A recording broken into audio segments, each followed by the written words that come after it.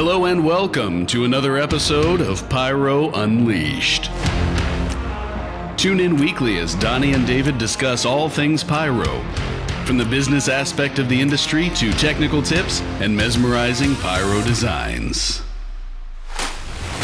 On Pyro Unleashed, we invite cutting-edge experts to the podcast to discuss their role in making this industry a success. So, sit back and unleash your inner pyro with us.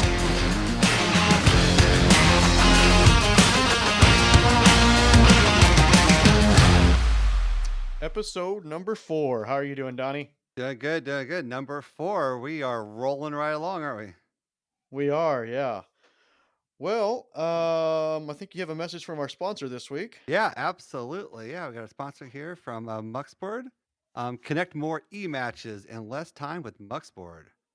Whether you're using traditional or quick plug e-matches, Muxboard offers an alternative to standard slats on the market. Customize your firing system and work smarter with slats, breakout boards, and conversion kits from muxboard.com. That's muxboard.com to improve your workflow and get the most out of your firing system. As a thank you for supporting Pyro Unleashed and Muxboard, get a free quick split breakout board with your next order before March 31st when you mention Pyro Unleashed. When you place your order, go to muxboard.com/unleashed for more detail. All right, and a huge shout out to CJ for that again. Appreciate the support. And want to start off here today. Have Dan Haines. How are you doing, Dan? Hey, doing good. Thanks for having me. Yeah, thanks for coming along. Thanks for joining us today, Dan. We all know Dan is a fellow K-Capper of mine, so we know Dan a little bit. So, as we've kind of talked about, a lot, most pyros have their own origin kind of history story. Just tell us a little bit about you and how you got started in the firework business. Yeah, sure. I started doing fireworks as a summer job, just basically packing and pulling 1-3 fireworks shows for a local display company. I did that as a summer job for like 2 years, and that kind of hooked me a little bit. I went on to work at their office and design shows and things like that. Just oddly enough, I just got super lucky that this local pyrotechnics company in my area happened to have a really well-known in the industry show designer. And so that someone that had kind of won a lot of like international competitions and things in the 80s and 90s and did lots of big shows in Vegas and things like that. And so I kind of like had this little early glint into, what a really impressive pyromusical could be early on. Yeah. That's awesome. And so I believe I've heard you were at Spirit of 76. Can you tell us a little bit about your time at 76 and their Pro Line division? Yeah, sure. So in 2014, I was hired to be the product manager for the 76 Pro line, and I did that for up until a couple years ago, which was really awesome because that was sort of a big opportunity to design and have manufactured the types of fireworks that I wanted to use in shows that didn't really exist on the market. And also just a really great company to work for. A lot of really talented individuals working there, very creative people. It was awesome. Made a lot of trips to China, did tons of networking, went to tons of pyro events, probably went to almost every like PGI, APA, and FA for, I don't know, 7-8 years straight, just tons of pyro conventions. So that was a really good foray into the industry for me. Yeah, wonderful. Yeah, absolutely. Yeah, would be fun. So I hear that now that you're kind of out on your own now with a company called Astro Magic FX. Kind of tell us a little bit about Astro Magic FX and what you're doing with that, and Kind of like what your vision is for the future for this. Yeah, sure. Uh, year and a half ago or so, when I left Spirit 76, I went independent and I started my own display company, Astro Magic FX. And the concept with it is really just me wanting to work with a bunch of other cool people that I enjoy working with, have fun working with, and do pyro shows. And I don't have any, specific master game plan to try to grow and be the biggest company or anything like that in 5 to 10 years. There's no real specific plan with it other than I like shooting fireworks shows. I like designing fireworks shows, and I want to have fun doing that with other people that I enjoy having fun shooting fireworks with. Yeah, yeah. Can people reach out to you if they want to purchase a fireworks show? Do you sell fireworks shows, or what are you doing, kind of along the lines of that? Yeah. So we haven't done a ton of marketing with the business. It's mostly through networking, people that I know, or relationships that I have already. But if anybody is interested in a fireworks show, um, we can do design only for you. We can design audio tracks. We can design fireworks shows for you. We can also do design and execution. So I myself am licensed in Kansas, Missouri, Utah, but I work with people that are licensed in Texas and other states. And so if you're interested in a fireworks show, we can certainly put one together for you. And you can go to astromagicfx.com and get the contact info off of there. Yeah. You mentioned one oddity there, Utah. So how did you go about getting licensed in Utah, several states away from the Midwest here? Yeah, so a couple years ago, I took on a big project out there. I've actually been involved in it on the back end for a long time, for several years for the company I used to work for. But there's a show out there that I had the honor of working on, doing the design and execution for. It's called Stadium of Fire, and worked with some really cool people on that. And that's basically we take over an entire football stadium and they install a stage in one end zone. We install fireworks up in the bleachers behind the stage and then across the street. And it's a pretty massive production. There's several hundred people involved in that particular production, and they kind of bill it as the largest stadium-based fireworks show on the 4th of July. um, and yeah, so I ended up getting licensed out in Utah for that. Yeah, super cool, super fun. Yeah, that's cool. I know. I mean, not to talk about me much, but I know I've done some indoor stuff. Pretty much every New Year I go and do an indoor pyro musical up in Michigan, and I mean, just some of the unique things that you do in pyro. It really is. It's incredible. We all go out and we all script pyro musicals. I know each one of us have done a show at least at Sky Wars and some um, other events, and those are fun. But I think the unique ones are the ones that, in my opinion, really stand out more than just about anything else.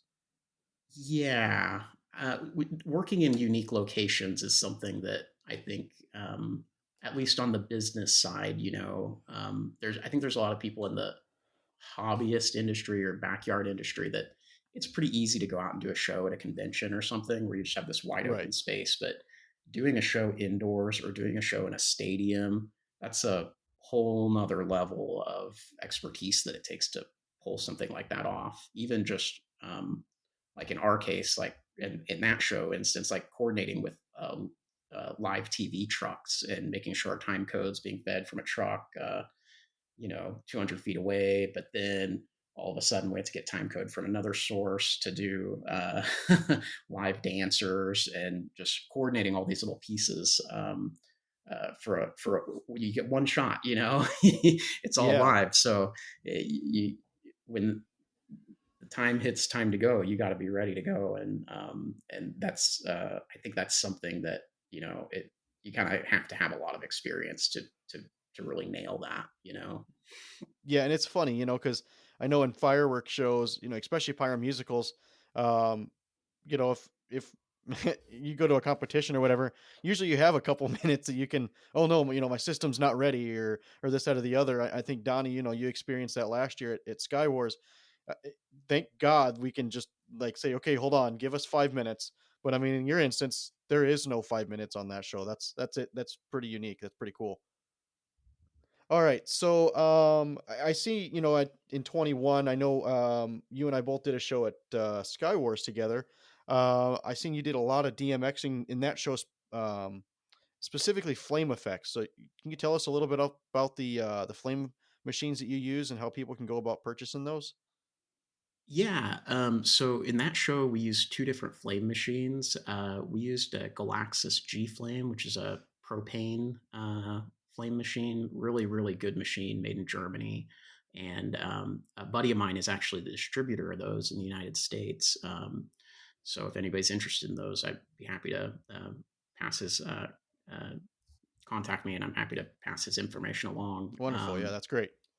Yeah, and then we used another flame machine as well called Chauvin, the XF 1800, and that's an isopropyl alcohol flame machine with a single moving head that can rotate a little beyond 180 degrees, so it can shoot, from left to right. It can wave. It can do these machine gun patterns in a half circle.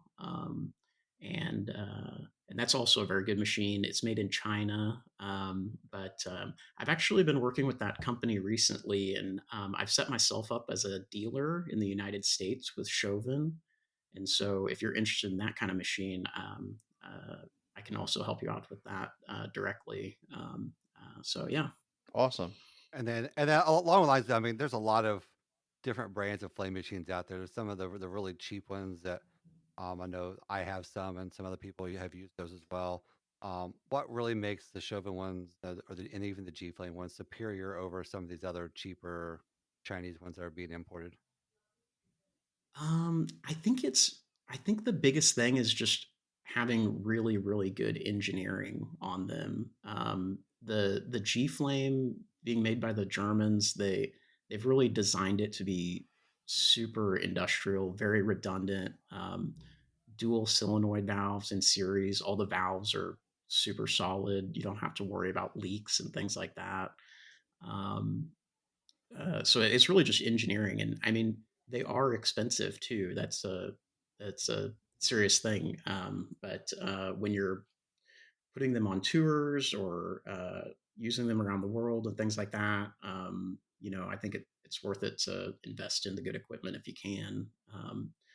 And on the Chauvin side, the uh, I've just been really impressed with their quality. That's the main reason I started using them. They're making some machines that nobody else is really making, doing some really creative things with them, and they're putting out a lot of new machines. So they're making lots of variety, which is cool. So yeah. And do those have like any particular certifications that maybe one that you'd go and get on Alibaba doesn't have? Like, is there any rules and regulations in the U.S. for that? Yeah, for sure. They're going to have the CE certifications on those. I don't have offhand which ones they have, but I know that the Chauvin ones have the certifications on their website posted. So, and same with the German ones as well. So, whereas like a cheaper machine that you get probably is not going to have any certifications. Okay. Yep. No, that's perfect. Yeah, yeah, yeah. Yeah. And do you need any training or licensing for using these? Yeah, for sure. It's going to vary state by state. There's no federal like flame effect training or certification, but definitely on a state by state basis. There's a flame effect operator licenses. You have the NFPA 160, which governs the use of flame effects before a proximate audience. So you want to get licensed with that. Okay. There's not a ton of people doing this type of training in the United States right now. Actually, it's a very specialized field. So I do see the industry doing more flame effects as fireworks get more expensive. I think that's a cool way to supplement a show, and people are adding more DMX lights and things like that. Yeah, I And agree. I think there's some opportunity in the industry to for people that are specialized in that to offer training and sell that kind of equipment. So I'm not putting myself out there as someone on the training side, but I think maybe in the future is could be something we look into. Yeah, that's awesome. Yeah, I know. I Yeah. have a show actually coming up. Actually, at CobraCon, RKM is closing out the whole event, and I'm planning on using some DMX lighting for that too. So, Okay. yeah, I'm kind of Nice. excited to see how that all turns out. I know we have. I was hoping to get some cryo jets for that show, but I don't know. I don't think I have enough time to make something happen. But if I did, I think it would add to the atmosphere of the musical that we're trying to bring out there. But yeah, well, in Okay. due time. Yeah, for sure. Yeah, and you can do uh, the liquid fueled jets as well if you don't want to do the CO2 Okay. light underneath. Yeah. Yeah. Okay. So along the lines of talking about the DMXs, um, I think a lot of people have seen your shows, Dan, and see a lot of the DMX lighting in your shows. Where do some of those ideas come from some of the creativity that you use? I know you did a show last year. You had them inside of these plastic barrels. Where do some of those ideas come from for the DMX lighting and how you've kind of utilized that in your shows? I mean, to be honest with you, I don't the Skywars show, I just knew Cobra had released this DMX stuff, and I was just like, we have to use this somehow, just to show it off. And I honestly had no idea if it would be any good or not. And um, uh, my only idea that I had was like, okay, let's just put them on 2x4s and like aim them at the ground because there's no there's really when you're in an open field, there's nothing really for the light to shine onto other than the ground, or you can shine them at people's eyes basically. And so we're just winging it there. We're like, okay, let's put some 2x4s up. We'll put 3 lights on each one. 2 of them can kind of aim at the ground and kind of light up the ground like a flame pot, and then one of them can go more at the spectators and kind of shine them in the eyes. um, so we did that, and then the other thing I did was the barrels. So like a 30-gallon drum, basically like a just like a 30-gallon translucent barrel. I got a bunch of those, cut the bottoms off, put the lights inside. That idea came from another show that I saw actually at the KCAP competition. There was a guy that put some LED lights, the Mopyro team last year put some LED lights underneath like a bucket. It was like a 5-gallon white bucket. And I was just like, well, that's cool, but how do we make that bigger? So I found some 30-gallon buckets basically, No, that's awesome. and recycled them from some car washes in various places in Kansas City. No, I mean, and uh, that's part of it too. I mean, we're all trying to use our creative juices to create a pyro musical. So I think the fact that you're taking it beyond just the pyro musical and obviously incorporating the flames, incorporating the DMX, um, finding ways to spread that light out or dampen the light, or force that light so people can see it in a different manner than it normally is intended is really, really cool. And so those DMX lights you used at Cobra, or I'm sorry, at Skywars 23, are those just the ones you can get off of Cobra's website, or where'd you get those from? yeah, I used the ones that Cobra was offering Okay. off their website. They came straight from Cobra, and they work pretty good. They're very cheap, very inexpensive. Um, so for price wise, it's great. The thing that is a bit tricky about them, obviously, is like you're gonna have to run signal cables to all Yeah. of them, right? We got like miles of DMX cable from that show, and then also power because those all take I think like 110 AC power, 120 AC power. So we got power cables all over the place. So since then, I've sort of upgraded my gear a little bit, and I've started using uh, some Chauvet Hex 4 wireless battery powered LED lights. That's a lot more convenient. You can just set them down on the ground. Okay. You get like the ones I have. the ones I used so I did another one at Cobra Con with the barrels, Yeah, and we last year. used those Yeah. hex lights. Okay. Yeah. Those are great Yeah, because those it's look just really, really bright and vibrant, and they punch through the barrel really, really well. yeah, they're all wireless too. So Okay. I have like for those, you can plug the DMX signal into one light and set it to transmit, and the light will transmit the signal to all the other lights. Oh wow. Okay. So literally, you just like turn the power switch on, set the barrel on top. There's no wires; it's all wireless, and very convenient. Okay. But they're also like $200 a light or whatever. Yeah. So, Did you use? so that's the downside. Yeah. Are those the same ones that you used at Sky Wars over in um, the Mo Pyro area where the food tent is and everything? I don't remember. I don't Okay. think so. I think yeah, I don't remember. That was kind of a bit of a mess on that Yeah. deal. No, it looked good. It was cool. It was Yeah. unique. It added a little. Yeah. I know when I was stressed out, I was like, "Oh man, that's kind of cool," and then I was like, "Oh yeah, back to reality. I got to get back out in the field." So no. Yeah. So for people that don't know what Dave is talking about is at Sky Wars last year, I set up a little flame and LED exhibit, like kind of like by the campfire. And we were running it during the day. We ran a few little flame sequences while people were getting lunch. And then the plan was that at the end of the shows, Katie, the famous Katie fire dancer, was going to come over and do a little like fire dance in front of the flame and LED light setup. But then the weather came in, and I had like scrambled over and tore all that stuff down during the before we got dumped on. Yeah, that was something else. Just a little bit of weather. That's all. Yeah. Just a little bit. Just a little bit of A weather. couple sprinkles. Yeah. So Thing Dan, came in like a monsoon. so Dan, you've kind of been at the forefront here with I think with some of the DMX and some of the new technologies, and we have seen last year at PGI you did this cool show with drones. Might have gone viral. And yeah. Oh. That thing went crazy. And I know you had tried to use drones in a show prior to that. We just couldn't get to work out right. So where this idea at PGI even come from to do this show? I mean, it was sort of a last minute thing.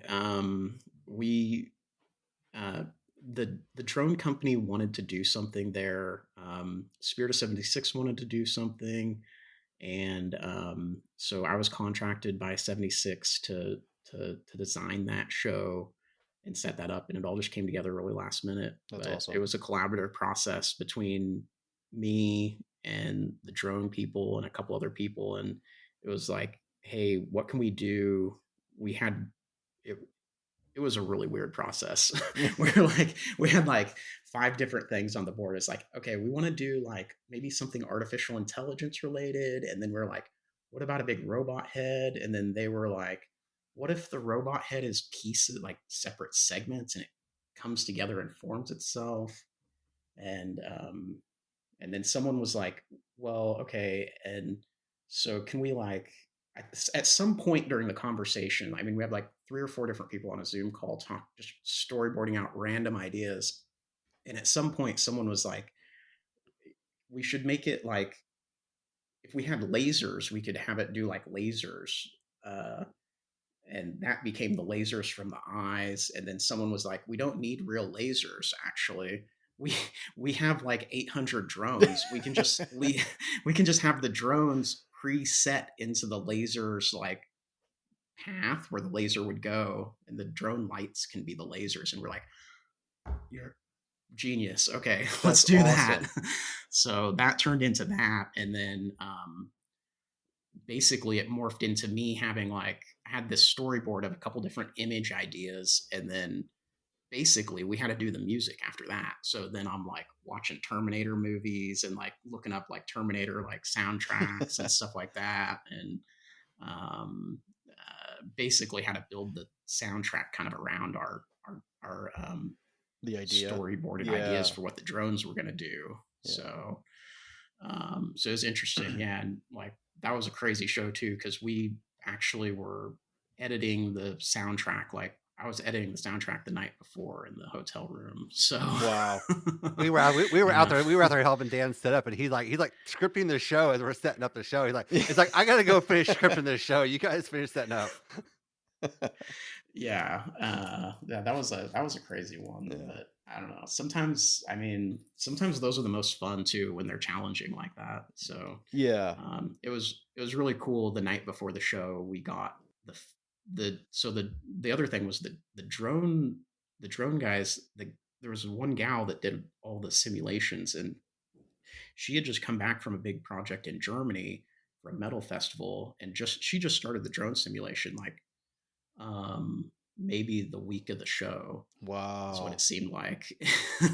And so she got us her final render like the night before, and I was Oh, able to but I was able to well, I mean, there were I think there might have been a rough render like one day before, or maybe 2 days before, and then the day, and we talked about it, and then the day before we got kind of like the final render, and there she was like, I need you to take 30 seconds out of the show because we're worried about batteries and flight time. oh man. So, so we made that work. It was great though. It was like Yeah. very talented people. I mean, it's when you're working with really talented people like that, it's like sort of a pleasure. So Yeah, no, that's um awesome.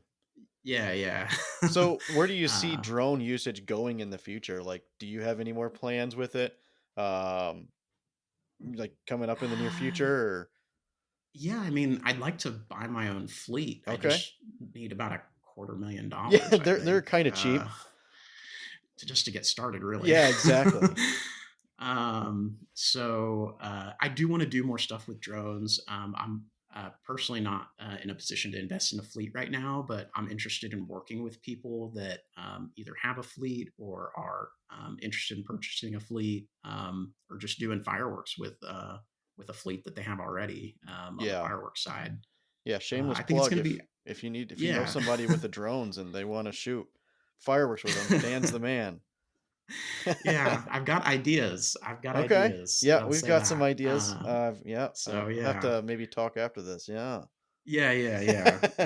So I think uh, I think we're going to be doing more shows with drones for sure, That's awesome. and yeah, it'll be cool. I think it's cool for the industry. Putting the two together, I It think, is really is. awesome. Yeah, and Yeah. that's just it. I mean, I think you were kind of, and maybe I'm wrong, correct me if I'm wrong. I think you were kind of the industry leader in, putting drones, putting the DMX lighting, putting the fireworks all in one and kind of doing one massive show. So, I mean, if I'm wrong, correct me, but kudos to you, man. I really appreciate that, and I look up to that. I like incorporating different mediums together of art, and I would consider all these different forms of art. Um, so yeah, I appreciate it. No, absolutely. I don't know if I'm a leader in it. I think there's lots of other Yeah. people just as talented or doing more crazier things than me, but it's just something I enjoy doing, and Yeah. I think that's the future, is integrating different types of things. That's and I mean, I think even video, like, you don't really see much because a lot of these conventions and things, we don't have like giant jumbotrons, right? Right. But there's a lot more you can do with telling your story if you've got these other aspects like the drones or the flames or a video element or things like that. Like, it's easier to tell a story, for Yeah. sure. Absolutely. Yeah, great stuff Absolutely. there. So kind of telling more, I guess, about your story. I guess that kind of leads us into recently you took a little vacation and went over to China for a little bit. Um, Tell us a little bit about the experience you had over there and some of the things that you were kind of working on while you were over there. If you could share those with us. Yeah, sure. Yeah, in January, I made a trip over to China. Finally opened up over there with COVID and everything. There wasn't really any travel over there to speak of, but I made a trip over there. I was doing some supply chain consulting, unrelated to fireworks, but it happened to be in the fireworks areas. And so visited a few fireworks suppliers, and I actually visited Chauvin, the Flame Machine Factory. Awesome. Visited them. I visited an E-Match factory, and yeah, just a good trip. It's always good to get. It's nice to be in the areas where all these fireworks are being made because they're also doing a lot of really crazy, impressive things over in China, with drones, and they're doing some crazy fireworks shows over there. So it's cool to network and talk to people over there that are doing those things to see, what are they doing over there that we're not doing here, right? Or get ideas and things like that. So that actually kind of brings me to a question here for you. So I think in the U.S., putting pyro on drones is not legal. Am I correct? That's true. Yeah. It's not legal to put pyro on drones. I know just from talking to the drone companies, the companies that are doing these shows, that I know they're working on getting waivers to do that. Okay, that kind of was my next question. Yeah, is that something maybe you've heard of or you've been looking into yourself? Because I think I've watched some other shows in other countries, and yeah, it's pretty astonishing what they're doing with fireworks on drones. Yeah. So Fireworks by Grucci did a big show in Dubai. I watched, with a ton of fireworks on drones for New Year's Eve, and I think they don't have any problem with the regulation over there on that, obviously, because it's been done in other countries, but and it may have been done in the U.S. before. I don't know. I don't think it has, though. I think that the companies are still trying to get waivers, but drones are very difficult from the regulatory perspective in general. In the U.S., you're dealing with the FAA. Yeah. It's not actually legal to fly any drone show in the United States the way the regulations are. The regulations are one operator per drone. And so when they're doing these drone shows, they have to apply for a waiver from the FAA for every single drone show that they do. Wow. Wow.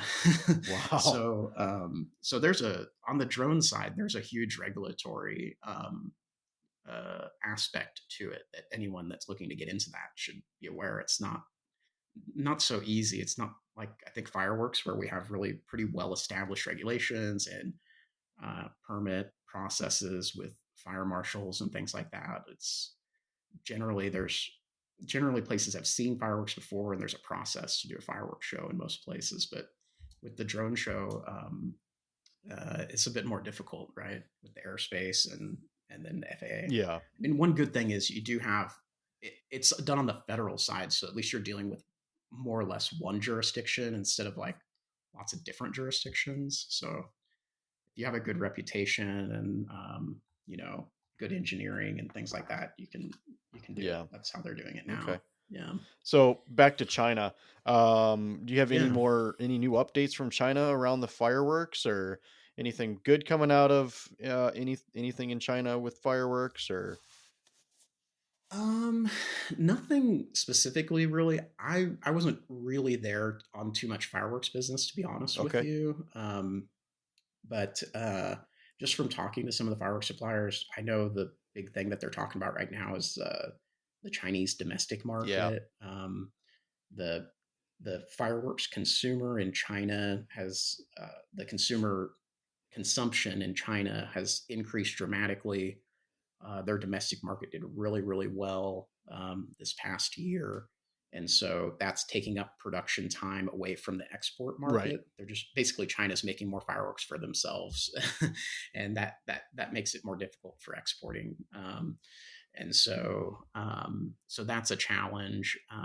But I don't think it's that big of I don't think it's like a major concern. Like, we don't have to all be worried that we're not going to get our fireworks. I think the industry is in an amazingly good place especially compared to the trade war with China, and then going into COVID, where that was quite extreme volatility in the industry. I think the industry is in a good place now, and we're coming up to some weekend 4th of July's on the retail side. So yeah. I think the industry's in a good spot. I mean, not only that, I went through the weekend. I mean, you're also looking at America's 250th birthday on, 2026. So I think, Sequicentennial. Yeah, it's gonna be, it's gonna be a big year, I think, for all of us. Really busy. Yeah, that'll be exciting. Yeah. That'll be exciting to do some shows for that. Yeah, most definitely. So, yeah, so yeah, we were at 76, and obviously you talked about using China a little bit, doing a little bit like around logistics and transportation and stuff. You want to talk about a little bit Yeah. about your experience around transportation and whether that regards like fireworks or just logistics in general? Yeah, it's my transportation experience is basically during my time at Spirit 76, I sort of had two jobs. So one was managing the 76 Pro line, and that's kind of what I think everybody just thought I was doing all the time. I wish that was all I did all the time, because that's the fun part. But also I managed their transportation division, which involved hiring and dispatching truck drivers, managing logistics for picking up containers. We did a lot of transportation of containers and also delivery of orders. So, I got quite good at the sort of supply chain management side of that. And that's sort of what I'm doing now, more as a consultant. And that's, developing computer systems that can help companies keep track of and manage things in their supply chain, like containers. Like, for instance, a big company, if you have like 200 or 300 or 1,000 containers, how do you manage that import process? How do you manage all that paperwork? How do you dispatch trucks and drivers to pick up all those containers? Yeah. How do you keep your warehouse fed, right? So that's kind of some of what I'm working on, more on the logistics side of the industry with that. But yeah. And then kind of tie that into like the fireworks side of things. Is there any hiccups or any roadblocks that are affecting transportation in the fireworks realm, whether that's transporting from China or within the United States? Anything there that's kind of slowing down processes? Yeah, there's always issues. I mean, in the industry right now, the big one that we're seeing is a problem, and that we've been dealing with this for several years now, is the articles pyrotechnics designation, the UN 0431. That's a designation that is recognized in the United States, but it's not recognized in China. And so transporting those items, those UN 0431 items, on the China side is difficult. That's a problem. And so that's a big challenge, but the industry's sort of been dealing with it for several years now. And I think the product's been able to come in okay, especially recently now. Products starting to come in. There's a few different things that the American Pyrotechnics Association has done with the DOT on that, as far as getting a waiver from the DOT to do some relabeling, right? So you might see some items like that potentially come in as like a 1.3 item, and then it gets relabeled a 1.4 item. And what's happening there is basically a DOT waiver that says that these companies can do that, right? So that's good. Yeah, I know RKM Fireworks has been doing that.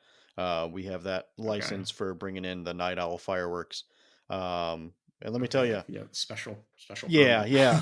I will tell you, Yeah. restickering boxes is not the most fun thing in the world. But I mean, to be able to get that really good quality product, it's well worth every second. And yeah, like I said, it stinks, but it's worth it. It's really good product, and I'm glad we can get it in. That's good. Yeah, that's good. You're able to get it in. So yeah, but yeah, it's relabeling. It's not. That's No. fun. So Dan, here as we kind of wrap up our evening here together, any upcoming shows or events that you're going to be at this year that people might be able to stop in, say hi, pick your brain, ask questions, or just see what Dan's up to? Yeah, let's see. I will be at the Spirit of 76 demo on April 27th. And then I'm planning to be at PGI. Awesome. Yep, we'll be there, and I think I've got a big project in the works for that that I can't talk about right now. But we'll definitely be at PGI, and I'll probably be at NFA as Okay. well. I think. You gonna make it to I don't CobraCon think then, or I don't think I'm going to make it out to CobraCon this Okay. year, unfortunately. Yeah. I'd like to, but I just duty calls, right? getting behind on other projects, Yeah. and I gotta cut down on some of my pyro like conventions. I think at this point. Yeah, I understand. Yeah. So perfect. All Yeah. right. Well, want to say thank you for tuning in, and once again, remember to follow us on Facebook and subscribe on your local or your favorite streaming platform. Be sure to email us your ideas for new episode topics or guests you'd like to hear from at pyrounleashedpodcast.com. And tune in next week for another episode on Pyro Unleashed Podcast. Yeah, I believe we have a PGI guest next week. We do have a PGI guest. Might have some special insight or some special topics for us potentially, right? A lineup. Yeah, we've got. Hopefully, we'll be able to talk a little bit about some shows at PGI. Want to say a huge shout out to Craig Hetherington for coming on next week. So we're looking forward to that. And once again, Dan, appreciate the time. Appreciate you coming on and chatting with us. It's been a great time. Learned a lot, and yeah, appreciate it. Thanks again. Thank you. Thanks for having me. All right, thanks everybody. See y'all guys next week. And in the meantime, unleash your inner pyro. This has been another episode of Pyro Unleashed. Come back each week for more industry insights, technical tips, and awesome pyro designs. Have fun out there, be safe, and as always, remember to unleash your inner pyro with us.